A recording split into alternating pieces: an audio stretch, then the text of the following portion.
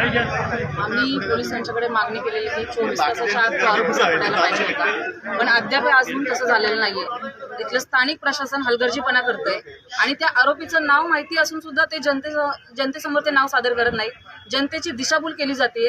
का तो आरोपी इथला गोरेगाव मधलाच आहे का कुणाचा रिलेटिव्ह आहे, कोणाच्या दबावाखाली स्थानिक प्रशासन काम करते, याचा सुद्धा शोध आम्ही लावणार आहोत.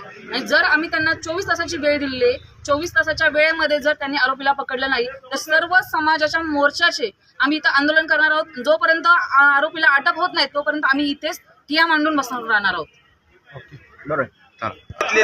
या प्रकरणात अद्यापही आरोपी अटक झालेला नाही. कसं बघता या दुर्घटना करून 24 तासापेक्षा जास्त वेळ गेलेला आहे.